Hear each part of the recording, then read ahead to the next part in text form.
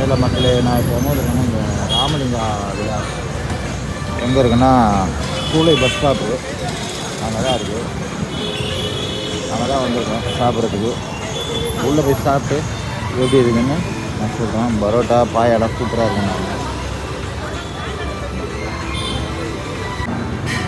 இந்த ராமலிங்கா விலாஸ் வந்திருக்கேன்.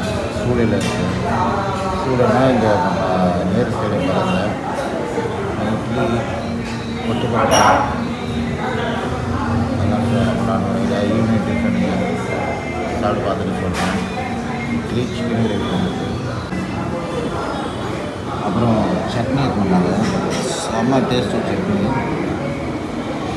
நல்லா புளிப்பாக டேஸ்ட்டாக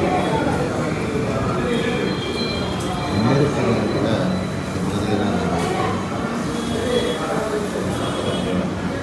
நான் சாப்பிட்றேன்.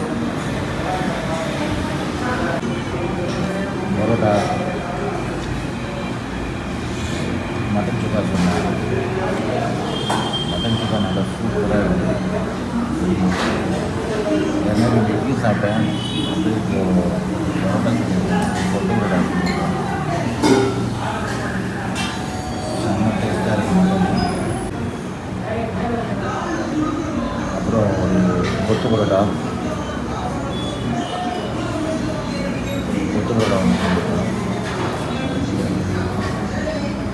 ஆயா கூட நல்லா இருந்தாங்க. நம்ம இது ஜிம்மன் ஆயிடுச்சு.